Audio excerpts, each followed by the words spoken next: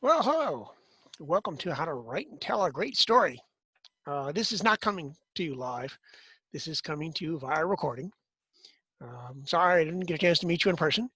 Um, but here's the course anyway, and we'll go through that. You can take a look at the images on the screen, of course. And I know they've said that people aren't going to be judging me, but I know folks will be judging me from one side down the other. That's okay. And I apologize in advance for not having a particularly good radio voice. So, with those apologies in mind, what I'd like to do is start off the course and talk a little bit about storytelling. And in this case, I'm going to talk about storytelling and writing stories, particularly because I'm going to be covering a technique which was 3,000 years old by the time the Middle Ages even started.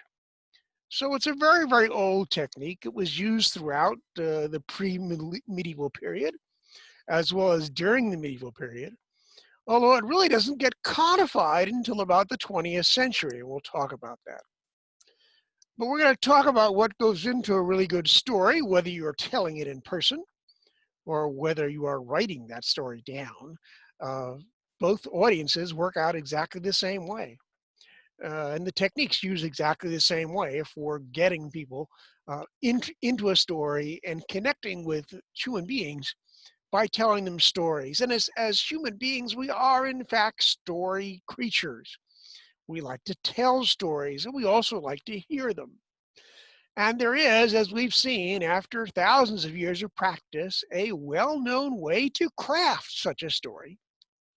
Uh, it's not the only way to craft such a story, but there's certainly a well-known way to craft such a story so as to attract your audience's attention. And I'm going to tell you what that technique is, and I'm also going to give you 3 films that you could go out and rent today or stream, which would use and do use these techniques for delivering story to you, and every one of them has made multi-million dollars. So that's a case of, okay, here are stories which have been intensely successful.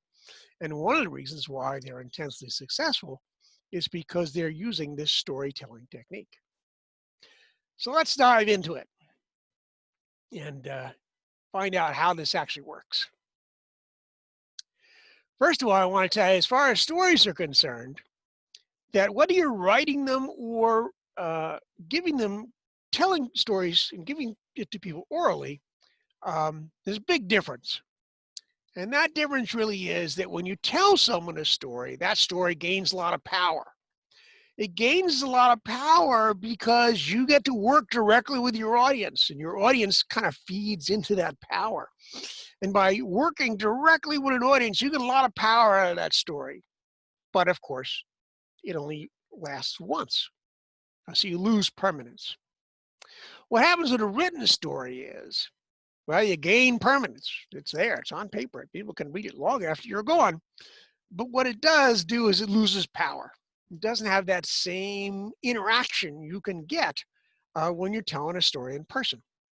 When I'm telling stories in person, there are any number of times where I will change the outcome of the story, or I will change the way this story is told just by looking at my audience and going, yeah, okay, I can see what you're interested in, and I'll spend more time on that. Yeah, you don't seem to be very interested in that, so we'll skip over the next part. And that's the power bit of oral storytelling as opposed to what's written down. When you write it down, of course, you can't take any parts out. You can't add any parts.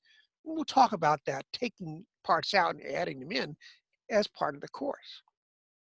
But you should know that there's a distinct difference between oral and written storytelling. Now, again, to go back and tell you how old stories are, we got to go back to the parables. Back in terms of written things, you can read stories that were told thousands of years ago. They're the parables in the Bible. And those stories go way back.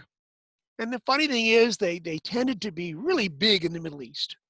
And that's my area. That's where my persona comes from. They were really big in the Middle East, and they were used as teaching tools. But not only by people in the Middle East. I got to tell you, the big tool that Abraham Lincoln used to use all the time is a story. Whenever he wanted to send a message to somebody, he wouldn't just create a poster or put some text on a hat. What Lincoln would do was tell you a story. And that's that parable rule, that stories as teaching tools, that goes way, way, way back. And it really is quite old. It's such a teaching tool, in fact, that in the Middle Eastern part of the world, it's actually used for teaching people how to solve mathematics problems. There's a very famous story about the 17 camels. And of course, if you thought you were going to get away with coming to a storytelling course and not hearing a story, you're gravely mistaken. So let me tell you this story. The story goes that the man came along. There he found three brothers. They were arguing over a herd of camels. They had 17 camels, and they were about to draw knives.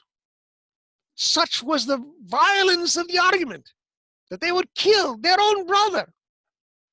And the man with a camel rode up to him and said, "What's going on? What are you doing?" He said, "Well, our father has just died." The old man says, "Oh, how terrible." "Well, no, it gets worse than that," they said.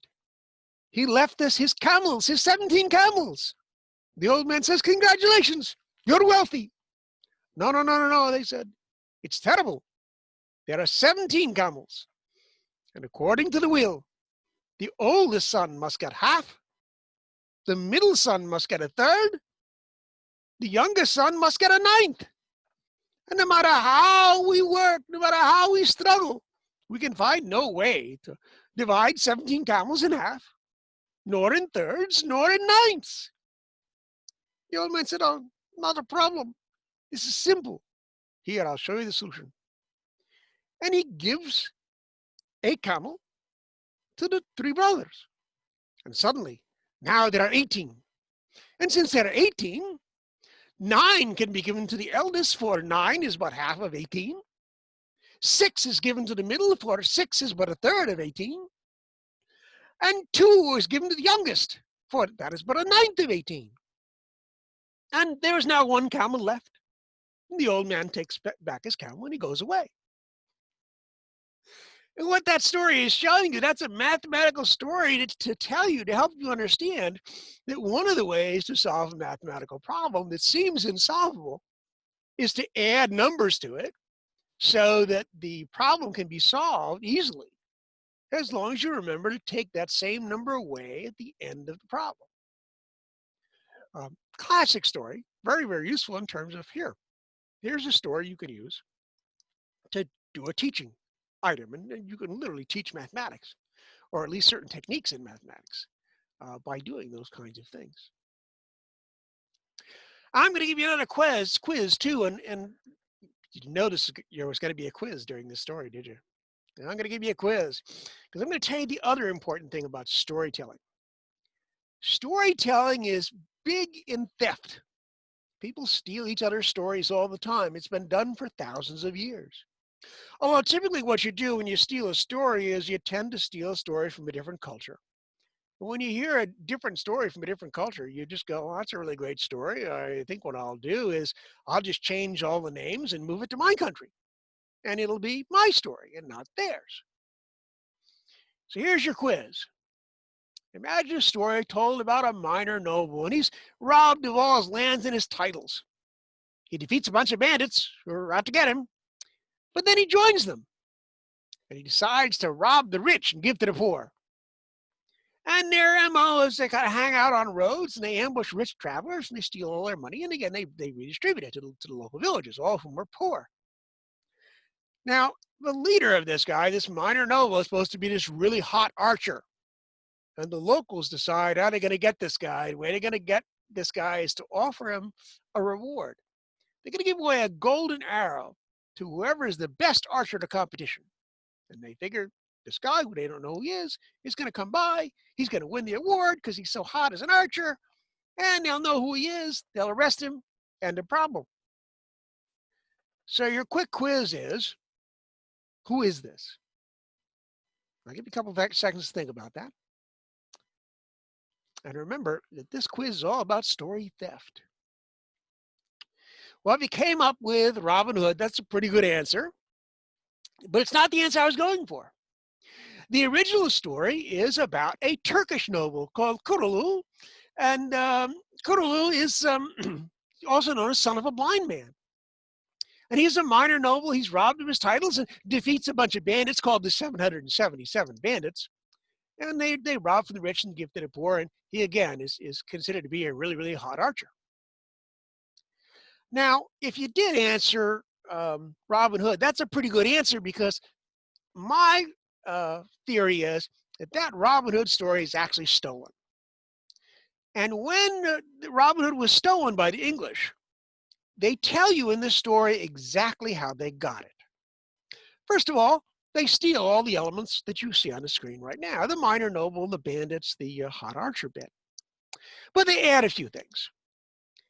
One of the things they add is, at the end of the story, remember, they're trying to collect money. They take all this money to try to get King Richard Lionheart out, want to ransom him out, because he's coming back from a crusade. In fact, I think this is the signature line. The crusade that Richard is being ransomed back from is the Third Crusade. The very first time the English were in the Holy Land fighting over Jerusalem, and there was a long siege for Jerusalem that Richard Lionheart negotiated an end to.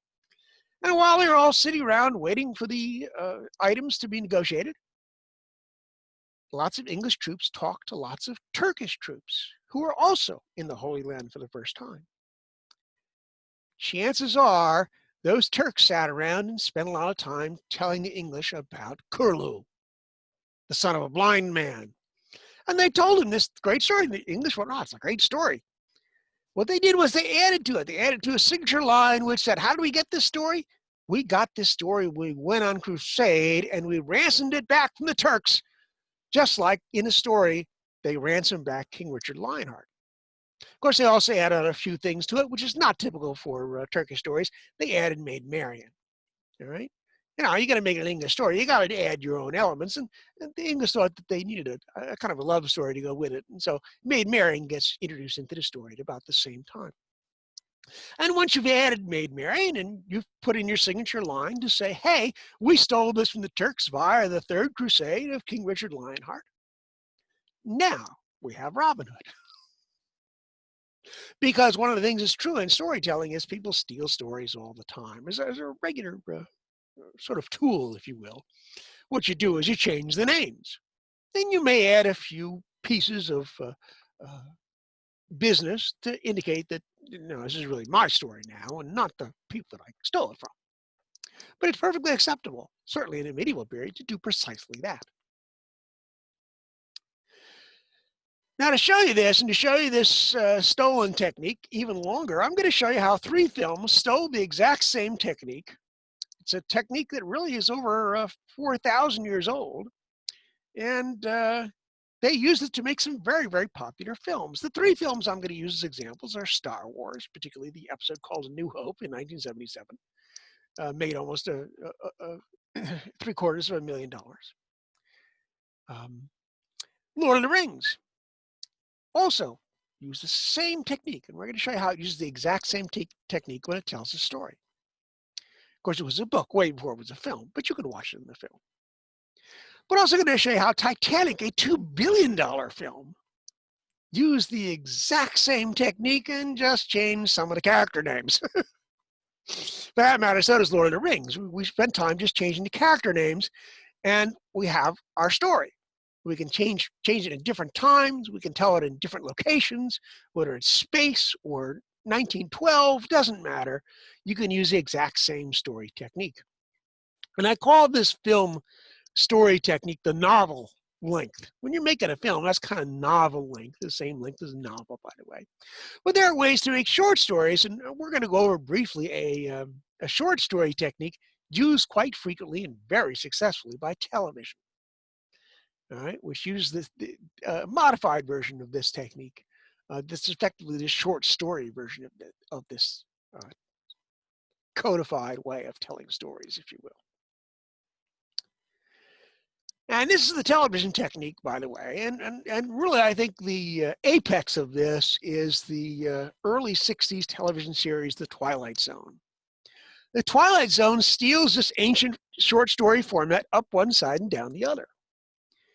It is a story format which gives you a little information about some characters with a reveal at the end. And that's really the key. There's always a reveal at the end with a medieval short story format. It's something that you weren't expecting. And if you ever watch, or you could always stream The Twilight Zone, you can see this reveal technique in the very first episode. In the very first episode, you can see Earl Holliman. He's on my screen right now. And Earl Holliman is wandering around this town. And there's nobody in this town. It's completely empty. And the mystery in this episode is Earl Holliman walking around going, what happened to everybody? There's no clues. There's no bodies. Everything looks like it's normal. And he's wandering around going, what happened to everybody in this town?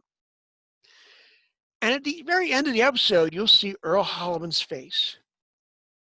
And the way you see it is he's looking through a store, the glass window of a store.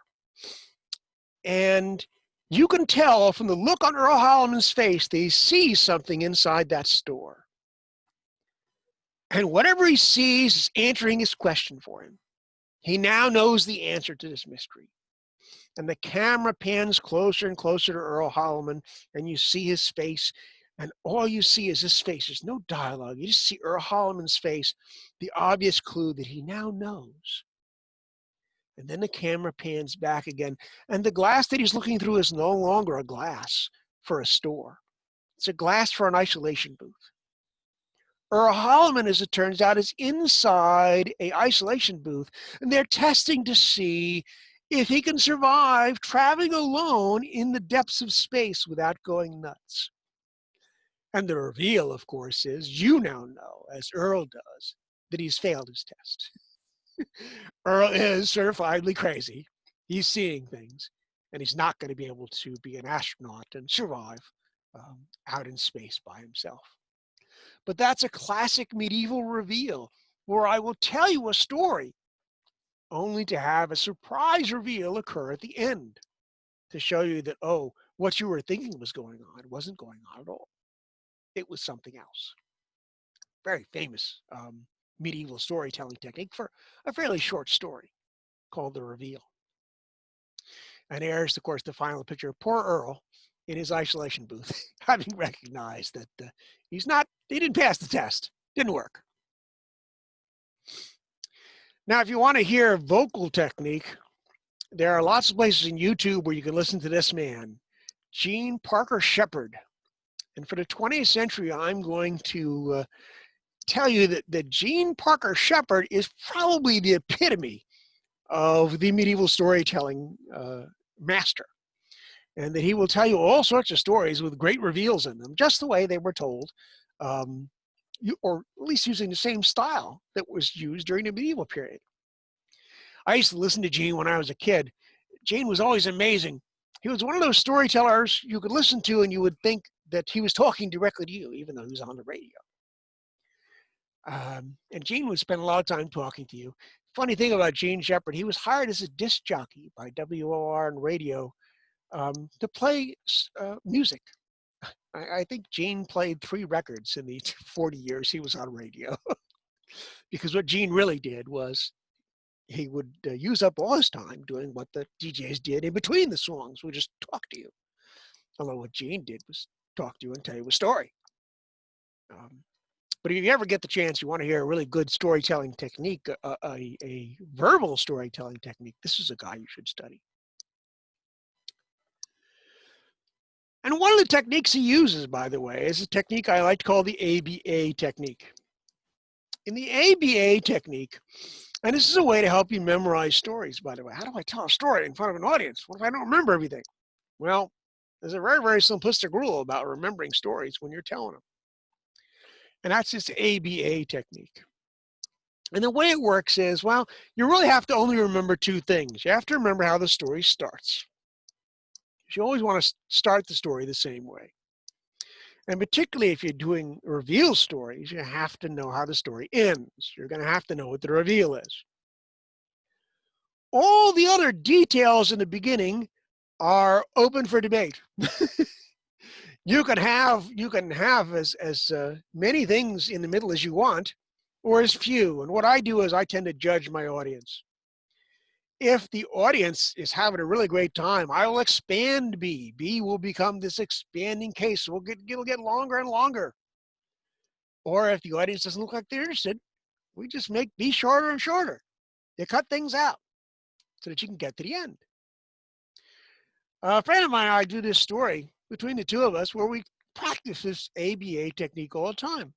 It's a very famous Arabic story about a bag and two guys arguing over what's in the bag.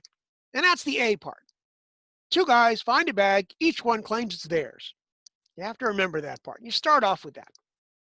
The B part is this, each one of the guys saying, no, no, I can prove this is my bag because it has this in it. And they'll list a couple things. And the other one taking the bag back and saying, no, no, no, it has these things in it, not what you're talking about. And they trade the bag back and forward. Each time they trade the bag back and forward, the things inside the bag get more and more ridiculous. You know, a troop of dancing girls, a whole segment of the Caliph's cavalry, the Eastern Gate of Cairo. It just gets more and more weird. And how many times you pass back and forth the bag between the two and get more and more absurd with what's in the bag depends on how interested your audience is. If they're interested and they seem to enjoy what you're lying about what's in the bag, you stretch it out. You hand it back to the other guy and he invents 5 other things that he says, no, no, it's not that, it's these things. You hand it back and the first guy says, no, no, that's wrong. Besides, you didn't let me finish. Not only were all these other things I've already mentioned in the bag, but there's these other things as well. And you keep going until it looks like the audience has decided that they've had enough of that joke. And then they go to the ending. And the ending is they open the bag, they pour it out, and all they find is an old copper coin and 6 different orange seeds. Then they immediately apologize to each other and say, oh, I'm sorry. It obviously wasn't my bag. I mistook it. This must be somebody else's. And the two go off as friends, apologizing to each other as they leave, saying that it wasn't their bag at all, leaving behind the bag, the copper coin, and the 6 different orange seeds. And so if all you remember is what's in the bag at the ending, and what's the intro is with the two guys getting together and arguing over whose bag it really is, how long B becomes is strictly up to you and your audience. You could just have a great time. Or they don't seem that interested. Maybe they're distracted. You cut it down. You only pass it back once or twice and then you jump to the end. It's a very good technique that can make your story successful no matter where you are and no matter what your audience is interested in. And it means it's easier for you to memorize because you only have to really memorize the intro and the ending. Now, I should warn you, there are a bunch of phrases that you can also use at the beginning of your story. If you're not sure how to start your story, there's a bunch of phrases you can use. Each culture tends to have a phrase that they use to literally say, hey, I'm going to tell you a story. And it's a specific type of story announcement too. Literally what these are is translations, if you will, for the phrase, hey, I'm going to lie to you now. I'm going to tell you a story for your entertainment. All right, so I'm not going to tell you the truth. I'm just going to tell you a story just to entertain you. So I'm about to lie to you. I'm sure you've heard the English one, which is terribly famous. And that English one is Once Upon a Time. When someone starts a story that says Once Upon a Time, what they're really saying is, hey, guess what? I'm about to lie to you. If you're Italian, the Italian version of that is often there was once and was not. That's another way of saying, hey, this story isn't really true. The French even like to be quite direct about it. Often French stories will say, everything I'm about to tell you is the absolute truth. And of course, what they're really meaning is everything I'm about to tell you is a complete lie. But sit back and enjoy. My favorite one, to be honest, is the Arabic one. I love the Arabic one. The Arabic one is, by the beard of the prophet, everything I'm about to tell you is true. The minute an Arab storyteller starts off by saying, by the beard of the prophet, what he's literally saying is, hey, I'm going to lie to you. We're going to be entertained for a while. So sit back and relax. Don't quote me. Because it's just a story, okay? By the way, in the 20th century, are all these phrases gone? Heck no. Hollywood uses a phrase to say, I'm about to lie to you now. In many, many, many movies, that phrase, I'm sure you've read it on the screen from time to time, the phrase, based on a true story. In fact, one of my favorite descriptions of that is by Tom Hanks. And Tom Hanks once sat around at a talk show and says, hey, let me tell you what I tell people, living people who I'm going to portray in movies. You know, when I meet them, they want to know how it's going to work. And I tell them, look, I always tell them the same thing, he says. I said, look, you got to understand something. I'm playing you. What that means is I'm going to say things you never said. I'm going to do things you never did. I'm going to go places you never went. Get used to it. That's Tom Hanks' way of saying, hey, when it says based on a true story, when I do your story, I'm going to tell you all sorts of lies. I'm going to tell a story for the purposes of entertainment. It's not a biography. All right. And of course, he lets them know that that's what the phrase based on a true story means. It means I'm going to go places you never went, say things you never said, and do things you never did. Be careful, obviously, if you're telling a story it's absolutely true, don't use one of these phrases. It's the wrong way to start out. So when you're going to tell the actual story behind something, you don't want to say once upon a time. Now, remember I said earlier on that this stuff has been around for a long time, pre-medieval period. It goes way, way, way back. But it wasn't codified until about 1949. It was codified by a university professor called Joseph Campbell. And Joseph Campbell discovered when he was studying stories that the funny thing was happening, that you could look at Chinese stories, and you could look at Russian stories, you could look at African stories, and the very best of them all followed the same pattern. Didn't matter that they were in different languages, but they all followed the same pattern. Now, some of it is because, as we mentioned before, storytellers like to steal stories from other cultures and simply change the names. We've seen that with Robin Hood. But beyond that, Campbell realized that there was a technique that storytellers have been using for thousands of years to get their audiences interested in the story they're about to tell. And he names that technique a hero with 1,000 faces. Okay? And based on this idea that, well, you can steal a story technique all the time. You change the face or the name of the hero, and you got your own story. As a little aside, I will say it's a terrible book. Very hard to read. He tries to be very, very intellectual about it. And I'm not going to quote from the book. Instead, and I mentioned this earlier, I'm going to quote from 3 films you could watch or stream on your device today that use every technique of ancient storytelling as codified by Joseph Campbell in The Hero with 1,000 Faces. And the oldest story we know of that falls into this category, this hero's journey, is really the story of Gilgamesh. That's how far back Gilgamesh goes. So we have Gilgamesh and his buddy Enkidu. They have this classic story. And I think it's one of the reasons why it survived. It was written in about 2000 BC, and we still have it today. You could go out to your bookstore and get the story of Gilgamesh and read it. And one of the reasons why it survives is because it uses this storytelling technique. It's a storytelling technique of moving from an ordinary world, your ordinary world, out to a special world. And to do that, you meet a bunch of characters that we're going to give names to, like the hero and the herald and the mentor. And we're going to pass through a guardian who guards the gate to that special world.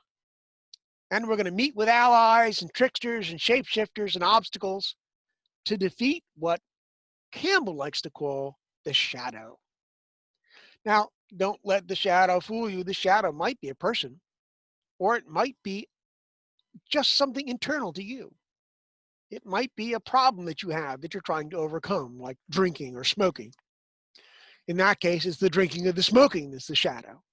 Shadow's not really a person, but quite often it's a person. And of course, when a shadow is a person, we call that the villain.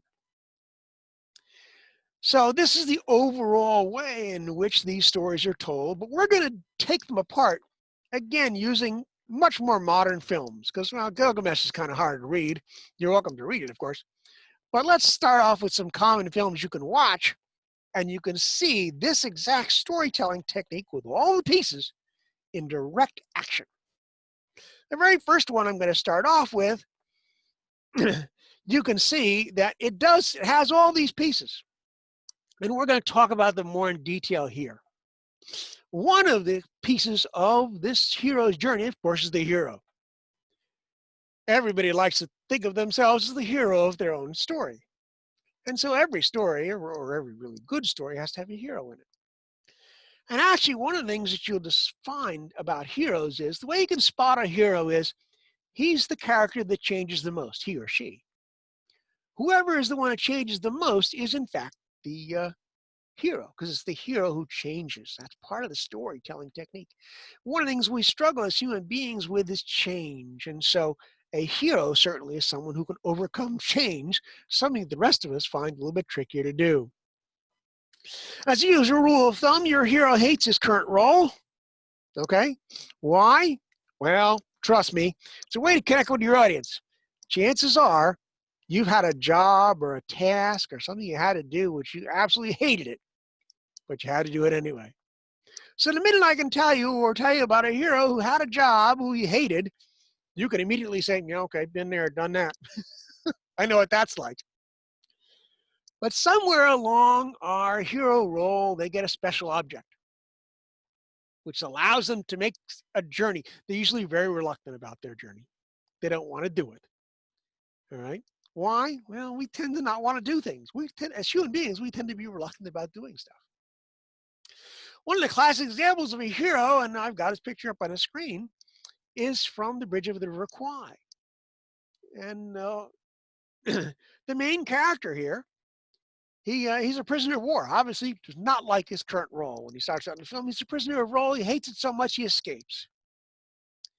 And he goes back and winds up hanging around with some British guys who they want him to go back, help blow up a bridge. And the first thing you'll see is he's totally reluctant to start. I don't want to do that. And he admits that, hey, I'm not even an officer. I lied. I cheated. He's so reluctant to start that he admits committing a crime to get out of doing it. All right? But of course, he does change, over the length of the movie. He does, in fact, become the hero, the one who helps actually go back and blow up the bridge. But he's a classic case of the hero with a reluctant start. We'll see some of those in the three movies we're going to talk about. One of the least likely characters that you aren't aware of in films is the herald. The herald is the person who usually announces the hero and says, hey, over here, it's the hero. Although one of the things you can say about the herald is they announce the hero, but they're never around when the hero is there to do their bridge blowing up or whatever heroic thing they have to do in their story. The character of Effie in the Hunger Games is a classic herald. She literally announces who the hero is going to be. And she does it from a microphone. And she says, here's Katniss Everdeen. And she announces who the hero is. Is she around for the end of the story? Not even close. But she's a very important character who introduces to you what the hero is and often will make them the hero just by saying a single word. We're going to see that in another film we're going to talk about in a little bit. Other people, mentors. Mentors are extremely important in films and also in this setting for this technique for telling stories. The mentor is the guy who describes the rules for whatever special world you're going to. You're going to a special world? Well, you need somebody to describe to you what the special rules are in the special world. How do you get there? What do you do once you get there? The mentor is always, or almost always, telling the hero about some power he has that he doesn't know he has. And of course, the hero is there and doesn't want to go, and the mentor is there to help the hero get past their reluctance. Hey, you really should go. And that's the job of the mentor. The mentor tends to be older. Why is that? Well, almost all of us as human beings can think back to someone who we remember and say, oh yeah, I remember that guy. He was a really smart guy and he helped me understand X or Y, or usually it's a teacher or just someone else you know, maybe a buddy that, at work who showed you how to do stuff and they were your mentor. Um, if you're a writer, by the way, it's the mentors who are your storytellers. They're the ones who say, oh, and let me tell you, explain about X or Y or Z. Not a good role if you're an actor because the mentors tend to die during the journey. But an odd thing about medieval storytelling is even the mentors who die have a tendency to come back. They're one of the few characters who do come back even after death. I think that's part of the human experience where we say we would really like it if someone who knows a lot would die and come back and tell us what life is like after death. It's a great wish I think that everyone on the planet has, which is why our mentors tend to die and come back after death. Of course, Mobius in film is one of the famous mentors to explain to you about how the special world is really going to work. Oh, that world you've been living in, it's just a dream world. I can show you what the real world is. Would you like to take the red pill or the blue pill in the Matrix and find out what's real? And I can take you to the special world because you're in the ordinary dream world right now. Of course, he almost dies as part of the film, and naturally, of course, he comes back. One of the other people you run into is the guardian. Typically in a medieval story, and even an ancient story, there's a guardian, someone who's trying to keep you from the real world. They're trying to keep you from getting to that special world where you can do your heroic thing. And their job is to keep you out. But they also tend to tell the audience what it is that the hero has to do. It's usually the guardian's job to explain what they have to do. And it usually is also the guardian who questions the hero about their motive. My favorite guardian of all time is the guy who's at the door in The Wizard of Oz. Dorothy comes up to the Wizard of Oz, or at least to Oz, to the door, and she knocks on the door, and this guy pops out. You can see his picture on the screen. And he wants to know who she is, and she says who she is. She'd like to come in, and he slams the door in her face. He's not letting her in. That's his job. I don't let the hero in. My job is to keep you from getting in. And she knocks on the door, and he opens the door again. And this is true about most heroes. They have to know the secret code word to get past the guardian. And of course, in the world of Oz, she announces that she's Dorothy. And he immediately says, because she's now given him the code word, he immediately says, well, why didn't you say so? And he opens the door and he lets her into the special world of Oz. There's almost always a guardian, someone who's keeping you from doing your tasks while you're the hero. They may, as the guardian, in fact, give you what's called the special object. Something the hero has, and only the hero has. Maybe it's an ability, maybe it's a sword or a gun, but you got to have a special objects. And of course, the Wizard of Oz, you're familiar with the special object. It's the ruby slippers. And only the hero actually gets to use the ruby slippers. You'll meet all sorts of allies as you go through your adventure. An ally is another character who has to be around for you to succeed. But if the allies ever off by themselves, you know automatically in the story that they're never going to succeed by themselves. They can't succeed because the hero isn't there. And they need the hero to be successful. My favorite example of an ally is from an old television show called The Wild Wild West, a character called Artemis Gordon. And if you're ever watching the series, if Artemis Gordon was trapped by the villain, you knew he wasn't getting out. Because Artemis couldn't get out by himself. He required his hero, Jim West, in order to rescue him. And Jim West, when he was captured, if he was captured by himself, you knew he was in trouble. Because if Artie wasn't there, he wasn't going to get out either. It always required the two of them to get out of whatever scrape they were in.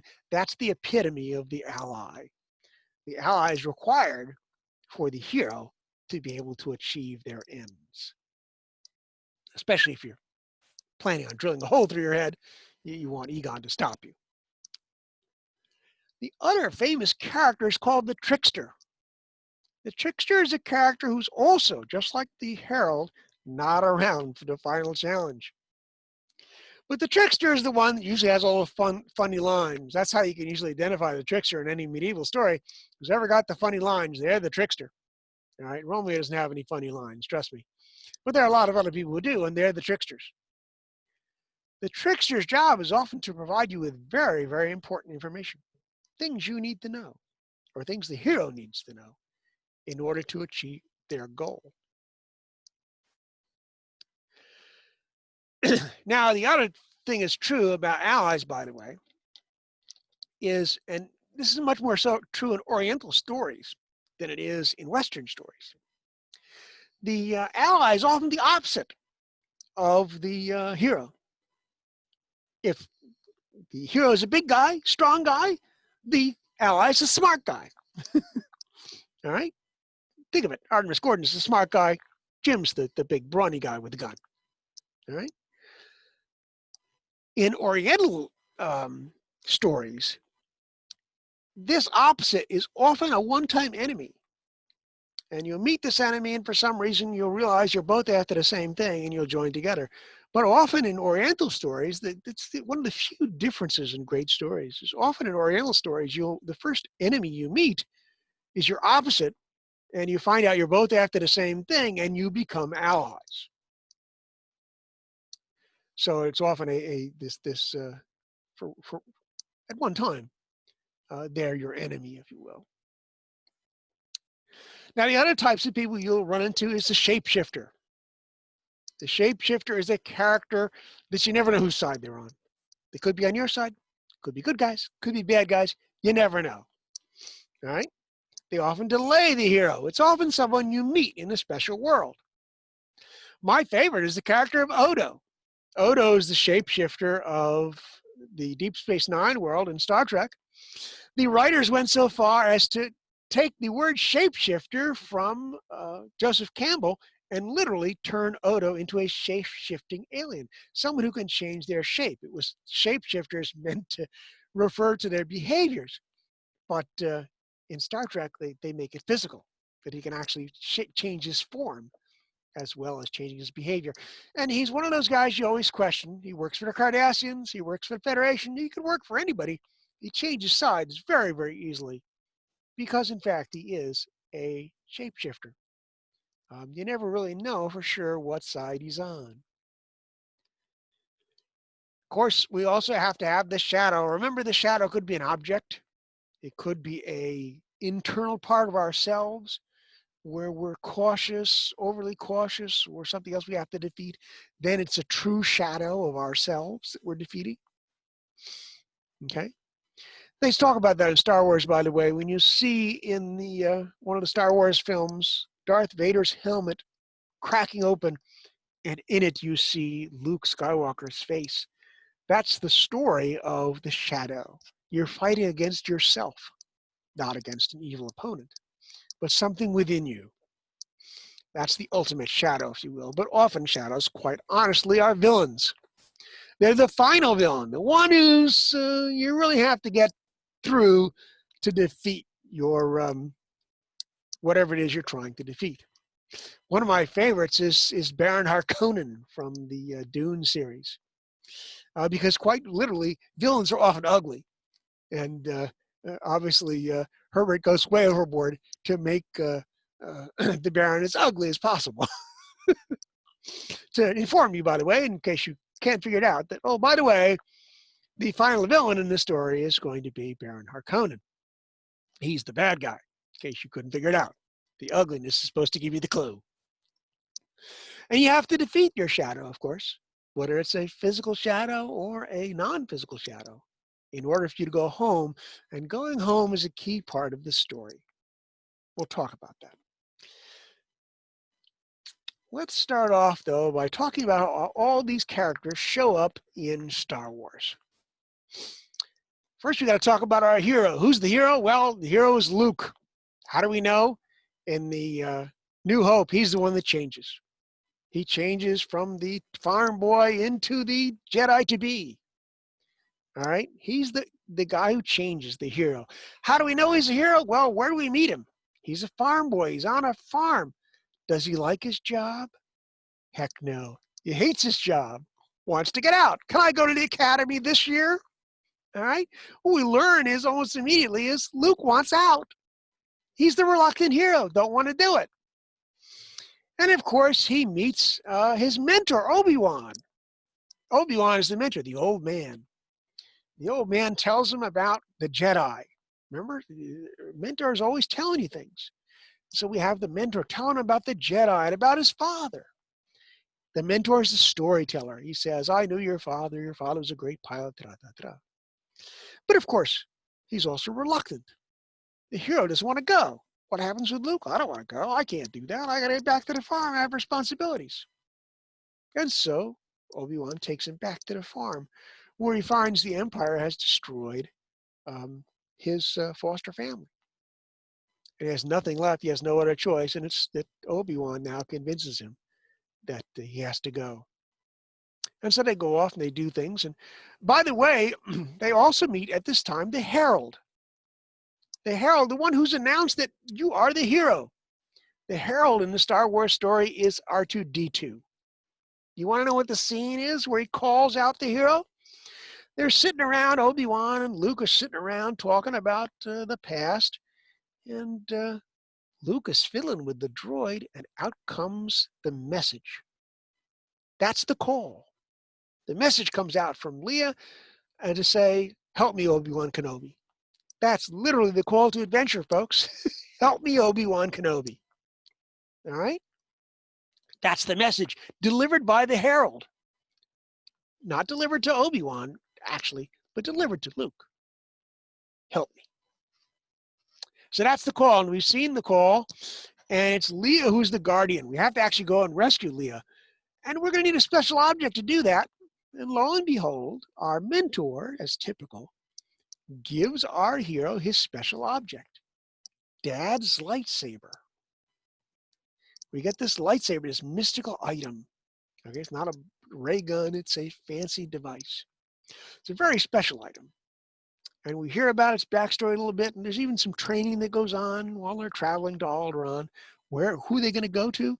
They're going to go to Leia. They need to get to the Guardian to get out of their ordinary farming desert world into the special world of rebellions and empires and all those fancy things that are going on, which initially Luke doesn't want to have anything to do with. Of course, once he gets to the special world, he runs into all sorts of obstacles. What's the big one? Little tiny problem called the Death Star. That's his obstacle. And he has to overcome this obstacle. They have to get rid of the tractor beam and escape it. And while they're there, while they're figuring out how to get out, they find out that the Guardian is there. And what happens? Well, I'll tell you what happens. The Guardian is the one which often convinces the hero they have to do something. So what does Luke do? When he's sitting around, he's told to wait, but he finds out the Guardian is there. Leia is trapped, and that she was the one who called him to adventure. And she finds out from our herald again, R2-D2, that she is in fact in the Death Star. So what does he do, this reluctant kid? He's the one who announces, oh, we have to go and rescue her. Because she's the call to his adventure. She's the one he has to get past in order to solve the final riddle of this world. So he goes after her so he can get in through the door. They go rescue her, lots of more obstacles, of course. Everything from being trapped in the prison cell and being shot at to escaping through the trash chute and the monster in the trash chute escaping. Those are all obstacles. And while they're there, they also meet the trickster, C-3PO. How do you know he's the trickster? Well, C-3PO has all the funny lines. He's the comic relief. You never really know what he's doing there, why he's there, but he's there for comic relief, and you're not really sure what's going on with him. But there he is, and he tells you important things. He tells you important items that the trickster is supposed to tell you. So, for instance, when you first meet him at the beginning of the story, he tells you the engine has been hit, and now they're in trouble. That's him telling you things as part of the story. That's his job as trickster, is to tell people things. And he's always telling them one thing or another thing, often in a comic way. And while they're in their special world, they also meet their shapeshifter, Han Solo. He's the shapeshifter. Why? Because through the whole film, you never know what side he's on. He could be a good guy, could be a mercenary. In fact, he says that right up front. I'm just in it for the money. All right, he seems like he's not a good guy. He's not a rebel at all. And you see even scene with him where he's loading his money into a ship, and Luke comes by and says, "Aren't you going to help?" And Han says, "I'm not doing this." All right, it's to convince you that you never know with a shapeshifter. You never know whether they're going to help or not. All right, because they're shapeshifters. They could be one thing or the other. And it seems pretty obvious in the earlier parts of the film he's not going to help them. He's got his money and he's going to go. And that's literally his line. But of course, at the end of the film, we discover that Han as a shapeshifter really is a good guy. Because it's Han who comes back and rescues Luke while he's in the trench and about to be killed by, of course, the Shadow. And the Shadow, of course, is Darth Vader. If you're confused when you first see him, you shouldn't be. Darth Vader's the guy with the all-black armor.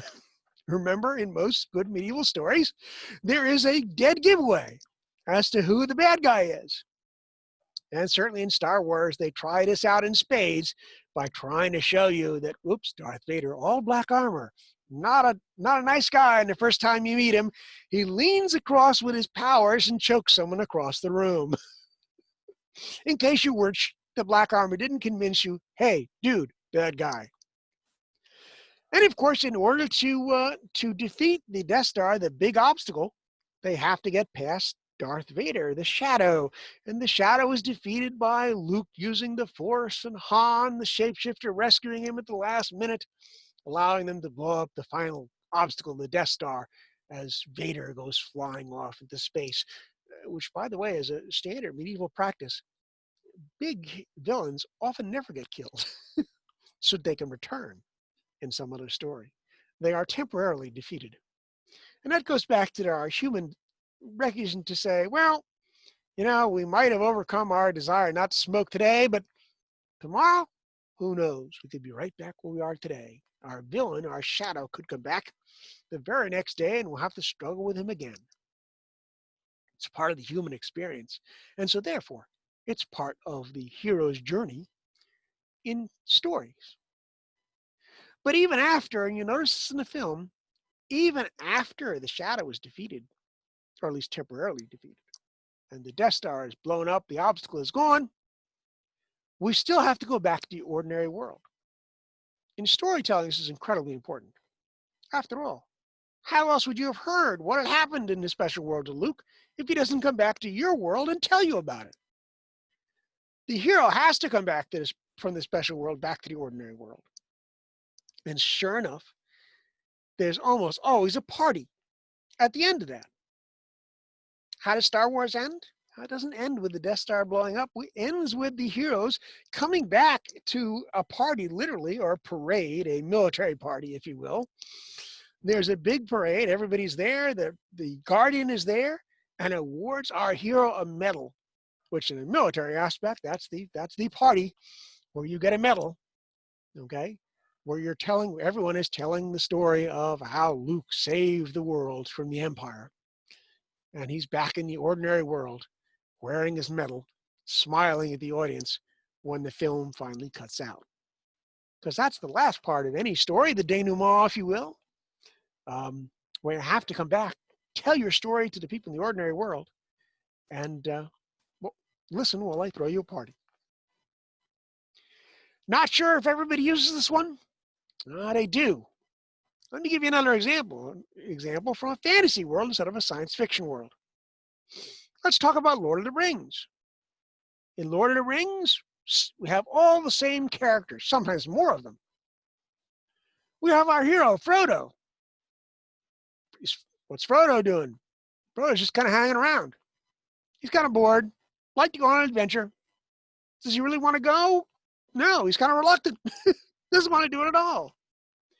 Who's his mentor? His mentor is Gandalf. Okay? And as standard mentor, he tells him, he's the one who tells the story of the ring. Frodo doesn't have any idea what the ring does, but Gandalf explains it to him. Here's what the ring is. Here's why you have to destroy it. He's the one who convinces Frodo that he has to leave his ordinary world, go into the special world of Mordor to destroy the ring by throwing it into Mount Doom. Okay? So, well, there you are. And the mentor, by the way, just like Obi-Wan dies. If you think about it, that's part of Star Wars. Obi-Wan dies because that's what happens to the mentor. They die. Obi-Wan dies as part of Star Wars, but he comes back. He comes back as a voice. Gandalf, same thing, dies fighting the Balrog, but he comes back. He's no longer Gandalf the Grey, now he's Gandalf the White. These mentors, particularly in medieval stories, they tend to come back on you. Sort of like a spicy dinner you weren't expecting to come back. They'll come back on you. Sometimes their colors change, but they'll come back. Well, who does he meet in his ordinary world? We actually meet Legolas. Legolas is the herald. Okay, he's the one who actually announces that they should get together. They should all form a little group and go and help Frodo get to Mount Doom, so they can destroy this ring. In fact, it's Legolas who suggests the formation of the Fellowship. All right, that's because he's the herald. That's his job. Is he around when they finally throw the ring into Mount Doom? Heck no, because the heralds are never around when you have to fight the bad guy. Okay, they're just not there. Same thing, by the way, with R2-D2. Is R2-D2 around? No. R2-D2 is on the X-Wing that Luke has to blow up the Death Star with, but he gets shot and knocked out because, hey, you know, your herald can't be around when your hero is there doing their hero thing. And Legolas is nowhere to be seen when we're dumping in the ring either. But who do they need to actually get to where they're going? They got to go through their guardian. They got to get past Aragorn. Aragorn is the one that helps them do their thing and start them off on their quest. And they have to meet Aragorn and get past Aragorn to really start their journey onto Mount Doom. He's the one which really stands between them and getting to Mordor. And of course, you know what the special object is already. The special object, of course, is right in the title. It's the ring. Well, there's some extremely important allies in this as well. In Star Wars, of course, we do have allies. Most of them have pretty funny names like Red 5. Who are the allies who help Luke get close to the target? Hey, it's the guys in all their other X-Wings fighting off the TIE fighters at the Death Star. All right? They're his allies. And your allies are always there. And when your allies are there, you know you're going to succeed. When they're not there, you know you're in trouble. That's how we know Luke is in trouble. What happens to his allies? They all go bye-bye. So you got a problem. That's what raises the tension at the end of Star Wars, is all the allies are gone. In Lord of the Rings, though, our ally is Samwise. And there's probably never been a better written ally ever than Samwise Gamgee. He's always there. All right, whenever Frodo's about to throw in the towel and say, hey, that's it, I've had it, there's Samwise helping him out. All right. In the story, also as part of the group, we'll also run into a bunch of tricksters. Who are the tricksters? Gimli the dwarf, Merry and Pippin, the other hobbits. How do we know they're the tricksters? They have all the funny lines. Think about it. Nobody talks about tossing Legolas. They talk about dwarf tossing. They talk about tossing Gimli. That's the funny line. Who makes all the noise when they're trying to hide out in Moria? Well, that's Merry and Pippin. All right? They're the comic relief. But they also tell us all sorts of important things. Who tells us about the mines? Well, it's Gimli. The trickster's always there to tell you important stuff. All right? And Merry and Pippin let you know a few important things as part of the story, but Gimli tells you even more in terms of what's going on. And he gives you a lot of backstory what's going on. Funny thing about Lord of the Rings, and this is true about many of these stories, you can have multiple allies. When you're in the special world, you can have multiple allies. You can have multiple tricksters. You can even have multiple shapeshifters. In Lord of the Rings, there are two shapeshifters. One of them is Boromir. You never know whether Boromir is going to be a hero or he's going to be a bad guy. Because at some point, he wants the ring. He's going to take the ring, use it to defeat Sauron himself. All right? He is not too averse to killing Frodo to get it. All right, so for a while, it seems like he's the bad guy.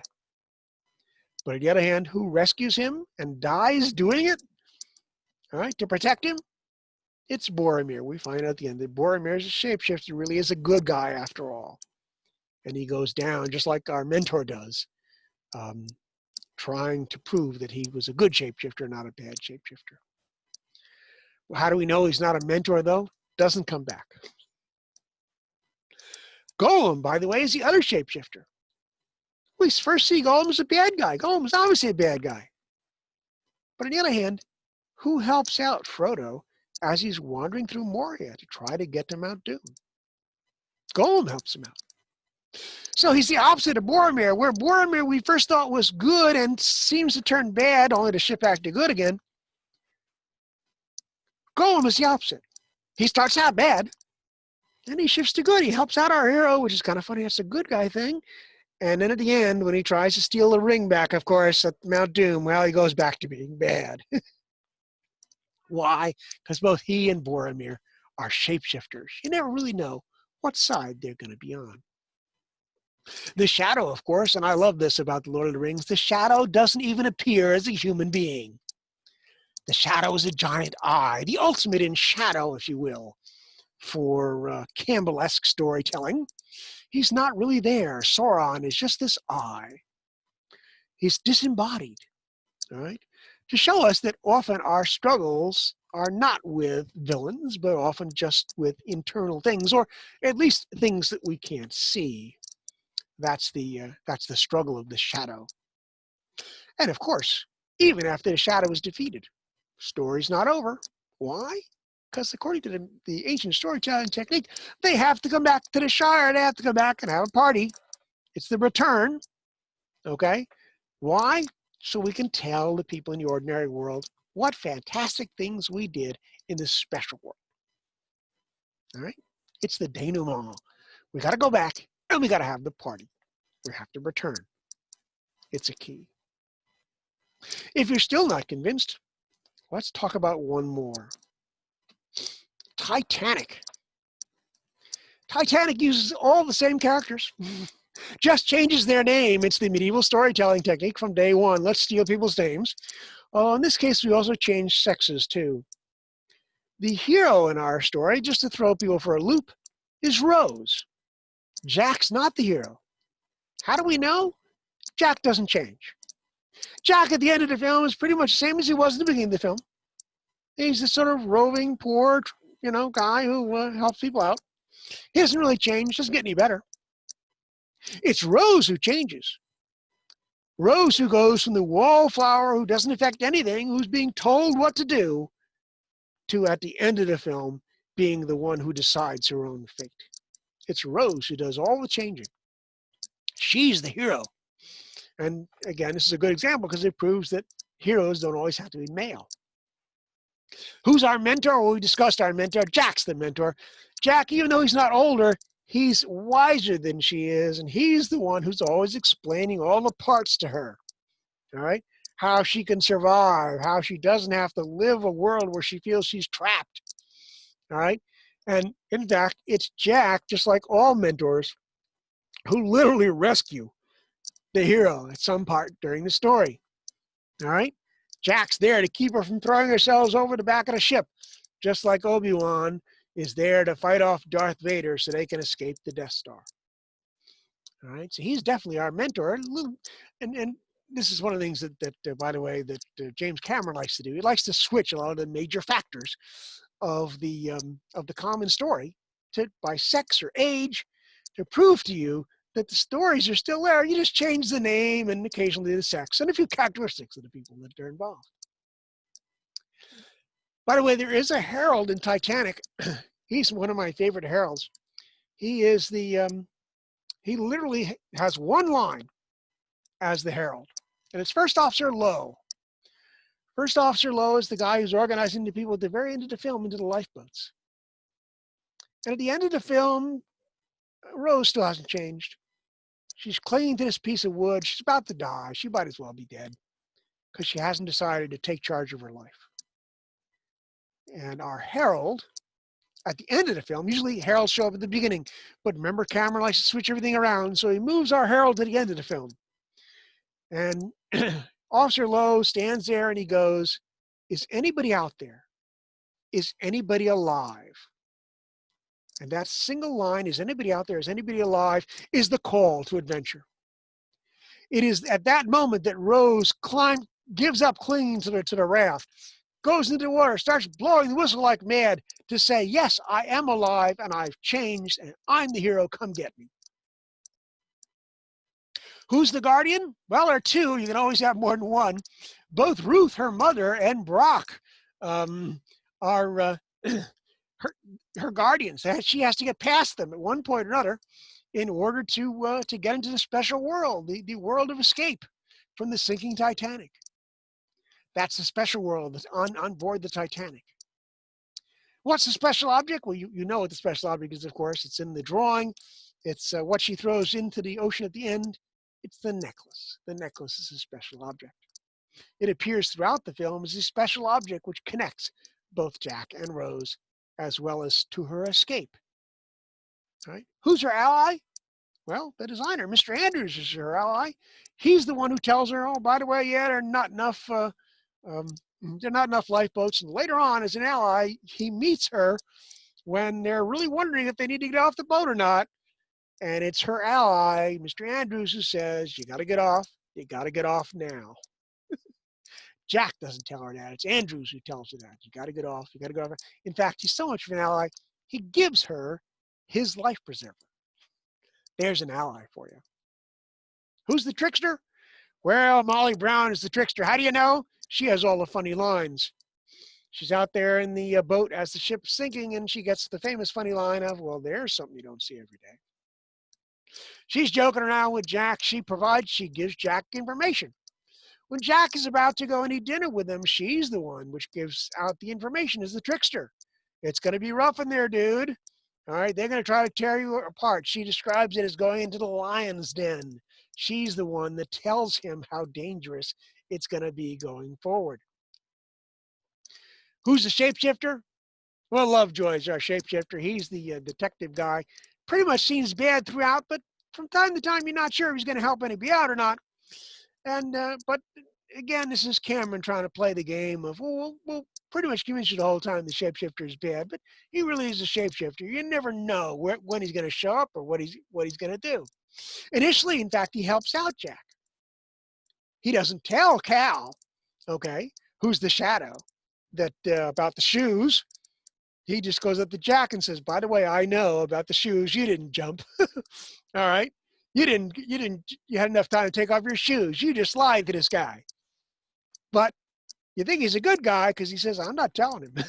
"I'm not telling him. You just lied through your teeth." So he starts off as a shapeshifter. "I'm not going to be a good guy. I'm not going to tell you." Of course, at the end, not so good. The shadow, of course, we've discussed is Cal. He's the bad guy. All right. He's the one that Rose has to escape spending his life with and really get out, escape while the whole thing is sinking. All right. Because he's trying to shoot her, for crying out loud. The obstacle, of course, I think you know what the obstacle is. It's a little thing called an iceberg and a ship that's going down. But that's not the end of the story. The end of the story is the party at the end. It's kind of a muted party. They all get together on the ship. But most of the party is seen off screen. As part of the very ending of the film, you see a camera pan across the pictures that Rose has brought with her as she's going out there. And she's out there meeting with Brock. By the way, I love her discussion with Brock. She says the magic words, just like in The Wizard of Oz. I kid you not. What's the magic words?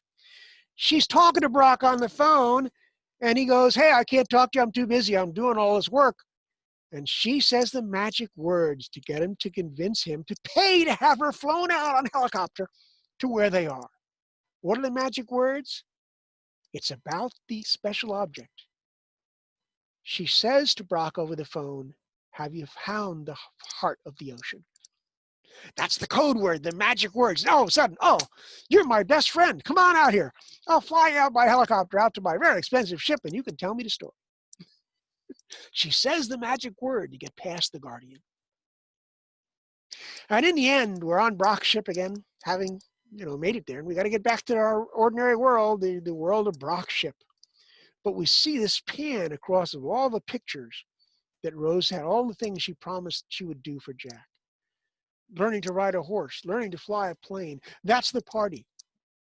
You know now, as part of the story, that she came back and she did all those wondrous things in the ordinary world she promised Jack in the special world she would do. And what does she do? She drops the necklace. The next thing you do, she appears in Titanic. They're all waiting for her. That's the party. The party at the end of Titanic is her showing up there to finally meet Jack after all these years. And what happens? Hey, it's a party. Of course, this is a Victorian party, so it's kind of low key, but they all applaud. They all applaud when she arrives because that's the party, the meeting at the end. Because there's always a party in one of these kinds of stories. Now, there's some techniques that you can go that you might want to know about while you're telling any one of these stories, or making up your own story based on this ancient technique that we've just described. A couple of rules you want to know. Never, ever tell a story to someone who doesn't want to hear one. Boy, I learned that the hard way. I had a boss once. I used to tell these stories before meetings started because that's the most boring part of operation. While you're waiting around for people to show up for a meeting. I actually had a boss who I realized he hated hearing me tell stories. Didn't like it at all. We didn't get along at all until I stopped telling stories. The minute I stopped telling stories, we suddenly got along really well. He just hated it when I told a story. So never tell a story to someone who doesn't want to hear one. Who's your best audience, though? People in lines. You want to practice a story? Find some bank line or some other kind of crazy line. Obviously not in a pandemic universe, but when this gets all over, when people are standing in troll line at the war, that's when you want to tell them a story. That's the great time because you got a captive audience. They're bored out of their minds. It's a great time to tell a story. Unless, of course, they don't want to hear one. One of the things that I do all the time that's very useful for telling stories, I tell stories in a persona. You notice when I told my mathematics story, I changed voices. All right, I go into my persona to tell my story. That's my mask. One of the ways it makes storytelling easy for me. Why is it easy? I'm wearing my mask. You tell me you don't like my story? I don't care. Doesn't hurt me at all. Because you didn't tell me, you told my mask. You told my persona, and I can drop my persona in a minute. So yeah, I don't care. You just didn't like my persona. Fine. Whatever. All right? Easy piece of cake. Your mask can be a very nice protective element for you. If you have a good persona, you can use that persona to help you tell stories and get away with it. Well, I hope you enjoyed. I hope this helps you either write or tell other people's stories, whether you use a mask or not. But I hope this means that you can now enjoy things like Titanic or Star Wars for more than what you saw them as before. And I hope you can use this technique, or maybe you want to study those films and discover more about that technique to maybe tell or write your own story using a technique that goes way, way back, all the way back to our buddy Gilgamesh and his Sumerian allies, all right, from 2000 BC. Again, please, I hope you don't judge me too harshly, but thanks very much for listening. If you stuck all the way through this thing to listen to the end, thanks very much, and I'm so glad you could join me. One last note I'll leave you with is one of the other tools you can always use to help your stories out if you're having a problem doing a story is music. Music can be a terribly useful tool for you. You can use a rhythm of a drum or a piece of music to rhythmically tell your story, to help you keep pace, to slow yourself down if you find you're telling a story too fast, or to speed up if you find that your story is dragging. Music is a great way to do that. Doesn't help when you're writing, of course, but if you're telling one in person, it's a great technique to keep under your shoulder that using a little bit of music can help you speed up or slow down, depending on what you really decide you need to do. Again, thanks very much. If you stuck with us the whole time, I appreciate this. And as John le Carre said, that used to think it was clever to confuse comedy and tragedy. Now I wish I could distinguish them. I'll leave you with that thought. for your tragic or comic stories, because you can be either one using this technique.